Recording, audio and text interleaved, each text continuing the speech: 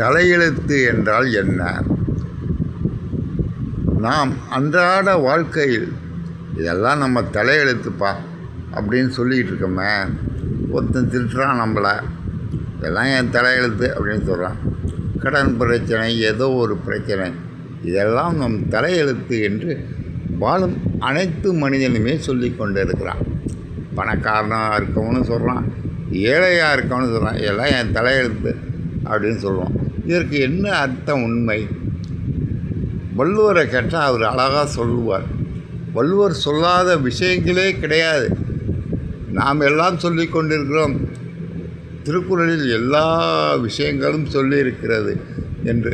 ஆனால் என்னென்ன விஷயங்கள் இருக்கிறது என்பதை திருக்குறளை முழுமையாக படித்தவனுக்கு தான் தெரியும். இந்த தலையெழுத்துன்னா என்ன தெரியுமா?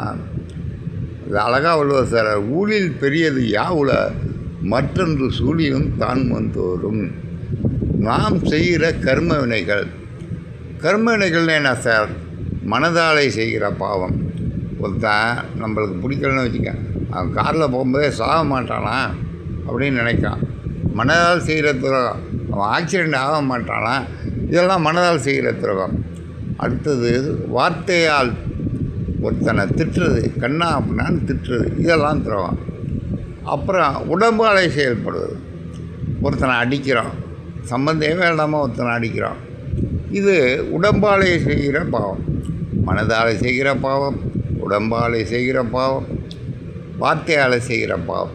இந்த பாவங்களின் கூறுகளினால் நாம் மறுபுறப்பில் என்னென்ன பாவம் செய்தோனும் அதற்கு ஏற்ப தண்டனையை அடைகிறோம். இதுதான் தலையெழுத்து. இதுக்கு தான் நம்ம அடிக்கடி சொல்கிற மாதிரி தலையெழுத்து. என்ன பாவம் செய்யணுமோ தெரியாது, என் தலையெழுத்தும்பான். நீ செய்த கர்மவினை தான் உன்னை துன்புறுத்துகிறது.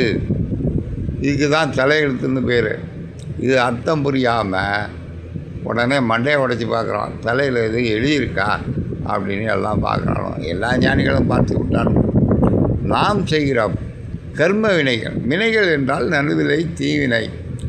நல்ல செயல் செய்தாலும் அதற்கு ஏற்ற பிறப்பு கிடைக்கும், தீவினை செய்தாலும் அதற்கேற்ற பிறப்பு கிடைக்கும்.